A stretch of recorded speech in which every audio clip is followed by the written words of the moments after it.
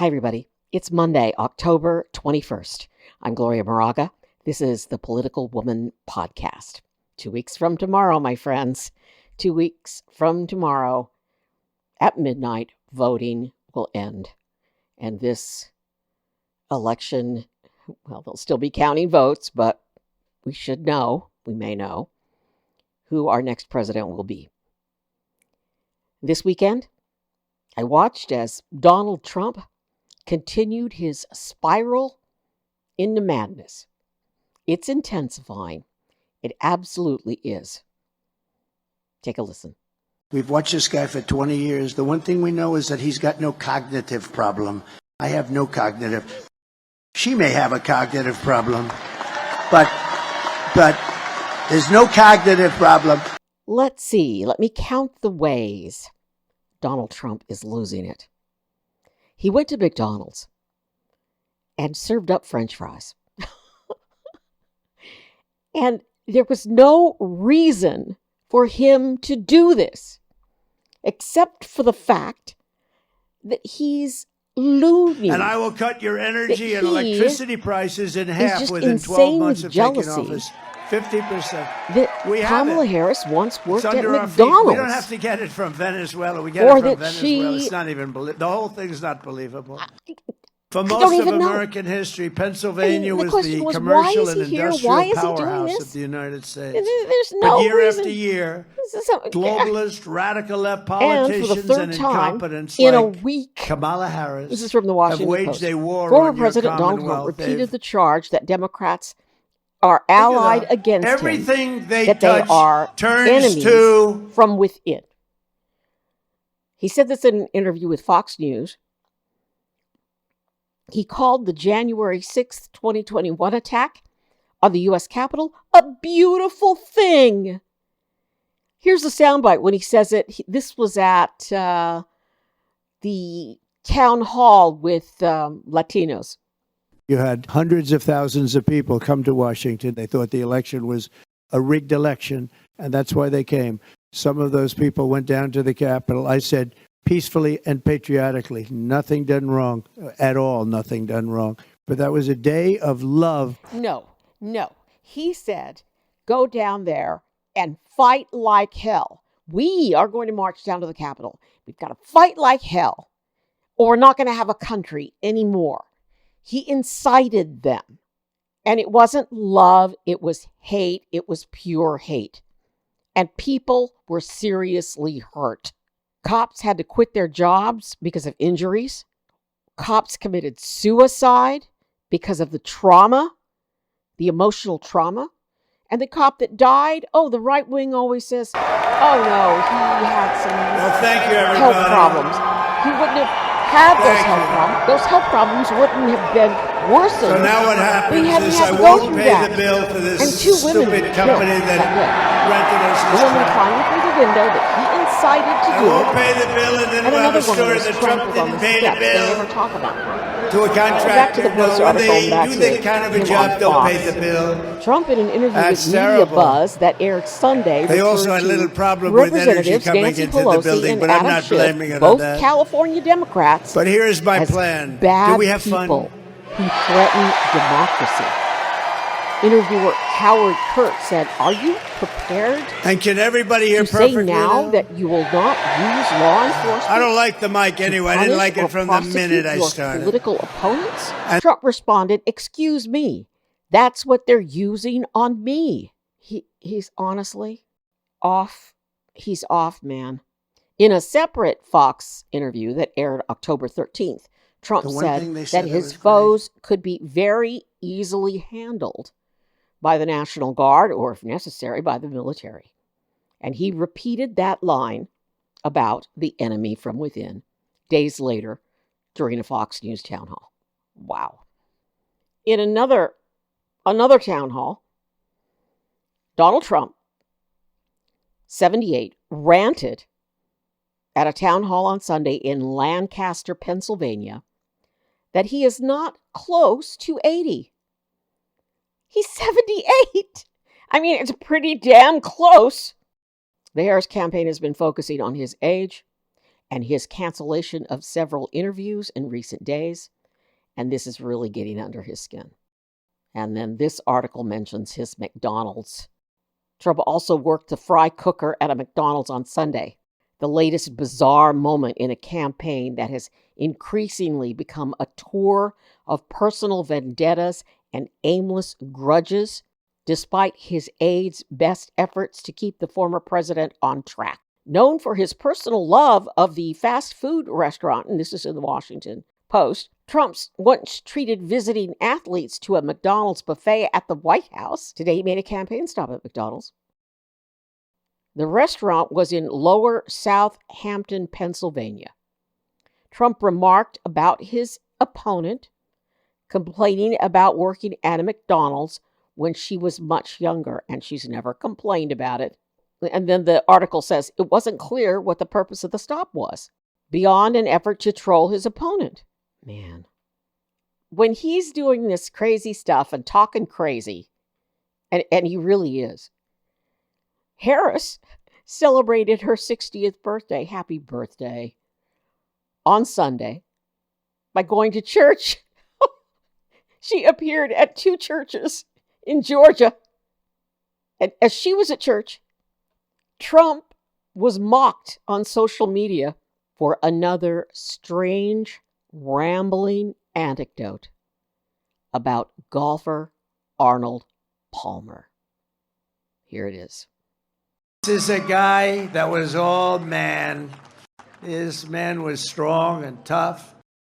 And I refuse to say it, but when he took showers with the other pros, they came out of there, they said, "Oh my God, that's unbelievable."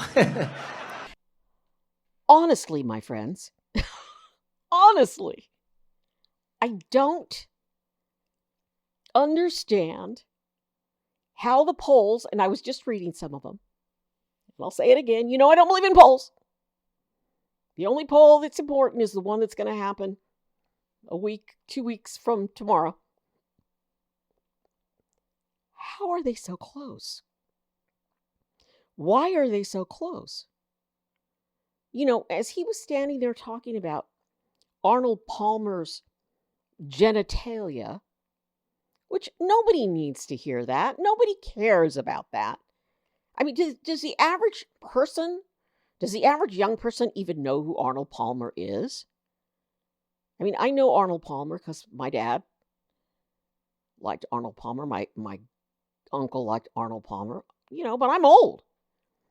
And my ex-husband was a golfer and liked Arnold Palmer. But, it's like, oh my God, it's like ridiculous. And then as Trump is like spiraling into his madness, he doesn't miss a chance. It's in every speech to attack Harris and Joe Biden. Mostly Harris. Great potential, but Kamala and the Democrats have been wreaking havoc. Think of it. It's an unrealized gain. She wants to tax an unrealized gain. This woman is crazy. By the way, that unrealized gain that he's complaining about only affects people who have more than $100 million. So, if you don't have $100 million, you don't have to worry about it. Thank you. All right. So, I'm going to do a longer podcast on this. But this is a great article from The Guardian. I'm going to do a longer piece on it and read from it. It's on sexism. It's funny. Such a big deal was made about Hillary Clinton. Hillary Clinton being a woman, and the possibility, and we thought it was a likelihood, that she would be the first woman president in the history of the United States. And then she lost. She won the popular vote. She lost in the Electoral College. But you notice The Harris campaign, smartly so, has shied away from talking about sex. Donald Trump talks about sex enough for all of us. They've shied away from talking about her sex. She's a woman. But it's not a secret. It is not a freaking secret. And I've said it. I've said it in live shots on TikTok. Men don't want to vote for women. This is from a quote from the Guardian article. One issue that could ultimately swing this tightest of tight races is rarely mentioned by either candidate. Gender. Unlike Hillary Clinton, the misogynist's favorite 2016 target, Harris has downplayed the potentially historic nature of her candidacy. But derogatory, demeaning sexism remains a factor. This is a quote within the article. Women and women candidates are subject to toxic and misogynist standards that are often perpetrated in public and by the media. The Emily's List, and he calls it a pressure group, warned this summer. They're not a pressure group. Emily's List is a group that got together to help elect women candidates. Yeah, he calls it the guy that's writing this is a sexist. The Emily's List, which was founded to help women who believe in reproductive freedom and to elect candidates who believe in reproductive freedom. Wow. This is a quote continuing from Emily's List. Stereotypes and tropes centered around diminishing the qualifications, leadership, looks, relationships, experience of women candidates for office are always part and parcel with her campaign. And this is exasperated for women of color. Rather than challenge Harris openly on gender, Trump digs and jibes indirectly, persistently talking about the need for strength in leading the country and bashing American enemies. Strength is his code for male or manly. His running mate, J.D. Vance, has cut out the childless cat lady talk, but his foul sexism lives on behind glib words. Viewed this way, the election could be said to boil down to a contest between, quote, Trump's strength and Harris's joy, her successful campaign motif. It's Mars versus Venus, or in the simplest form, man versus woman. Yeah, Trump uses a lot of words that don't mean what he says. They mean woman. They mean a woman of color. They mean black. They mean Asian. And I say again to all of you, throughout history, some of the strongest leaders in the world have been women. We're just backward. We are. And when I saw that Joe Biden was dropping out of the race and Harris was going to take over, because obviously she had to, I just felt at that moment dread. Dread.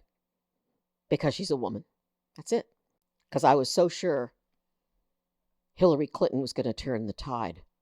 And look who he got instead. Harris is 1,000 times more qualified than Trump.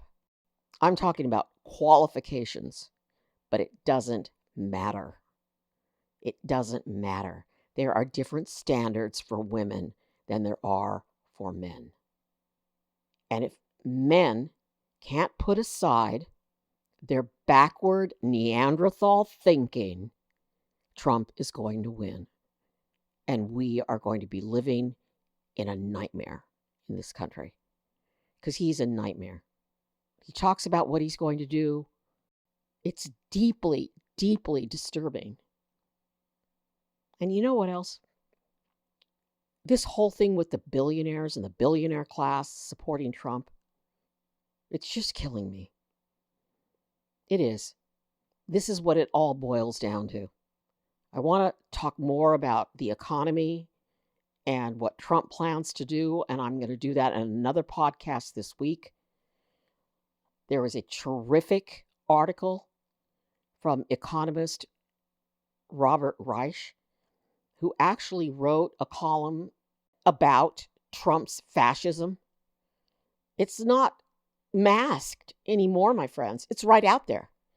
So not only is he doubling down on the enemy from within, not only is he going to go after his enemies, not only is he seeming to have lost touch with reality, his economic plan is going to plunge us into despair. And you know what else it's going to do?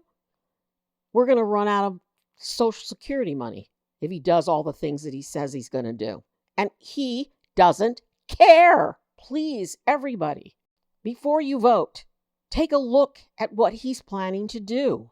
And take a look, just stop laughing at him because you think that he's so funny.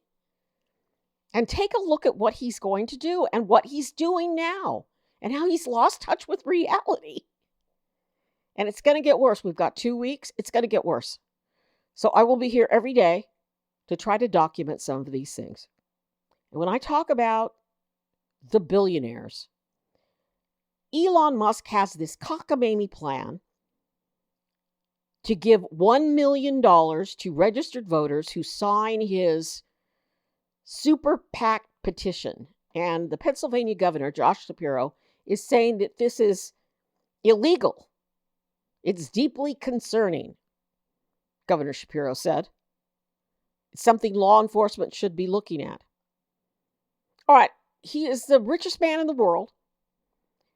And I'm saying right now to all of you people, you 3 people who are listening to this, stop using Twitter. Stop buying his cars. This guy and Trump, they're dangerous. They're dangerous. And try to put your sexism aside and vote for Kamala Harris. All right.